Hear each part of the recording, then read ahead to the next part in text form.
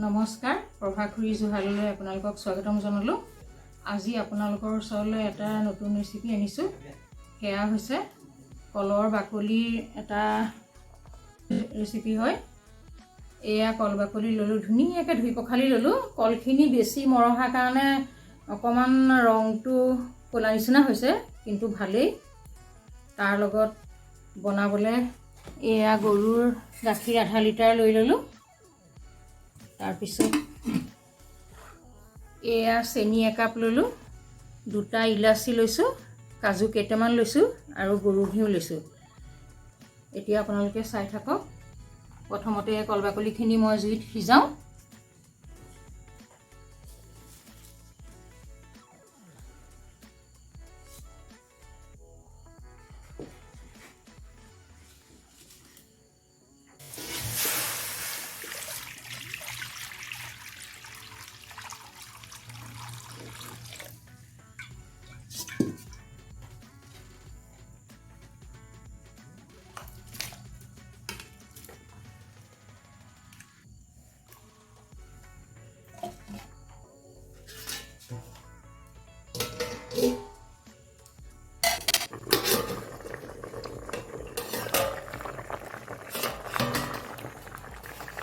এয়া উতলিলে,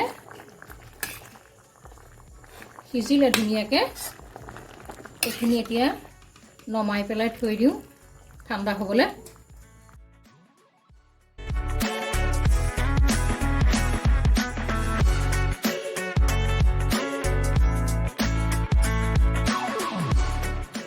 এতিয়া মই কল বাকলিখিনি ধুনীয়াকৈ মিহি মিহিকৈ কাটি পেলাই মিক্সিত পিচি আনিছোঁ।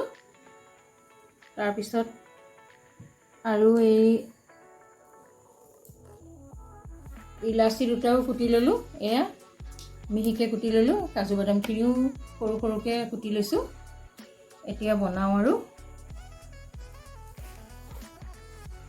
এয়া অলপ গৰু ঘিউ দিওঁ।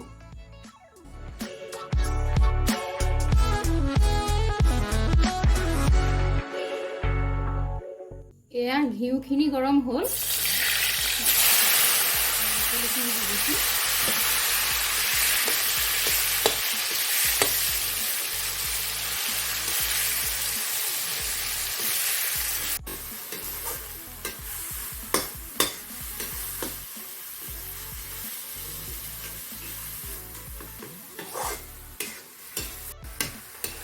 কলৰ বাকলিত আইৰণ থকাৰ কাৰণে কিমান ক'লা হৈছে দেখিছেনে? তাতে অকণ কলৰ বাকলিটো মৰহা আছিল যে, সেইটো কাৰণে অকণমান ক'লা ৰংটো বেছি হৈছে। এতিয়া চেনি দি দিছোঁ, চেনি কাপ দি দিলোঁ।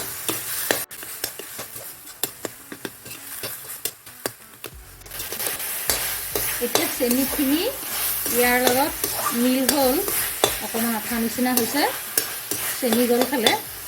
এতিয়া এই ইলাচি দুটা পিচি যে কুটি থৈছিলোঁ বাৰু, পিছা নহয়, এইটো ইলাচিকেইটা দি দিছোঁ।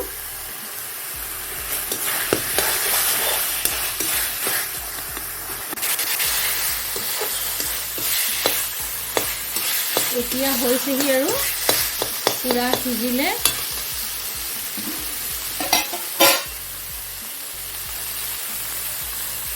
এয়া গাখীৰখিনি লাহে লাহে ঢালি দিছোঁ।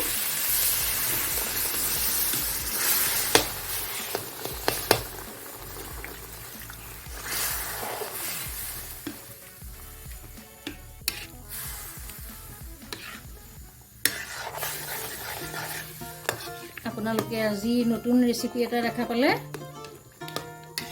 খাবলৈ বহুত ভাল লাগে।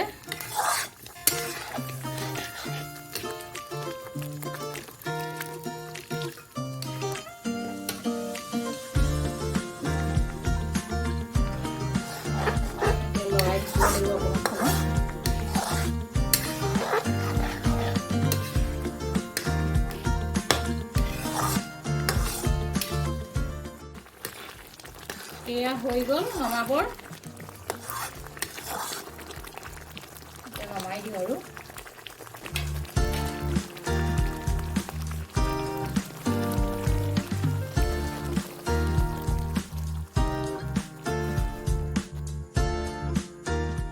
এয়া মই কাঢ়ি থলো বাটিত এয়া কুটা কাজু বাদামখিনি দি দিছোঁ কল বাকলিৰ হালোৱা হৈ গ'ল আপোনালোকে বেলেগ ড্ৰাই ফ্ৰুট যদি দিওঁ বুলি ভাবে দিব পাৰে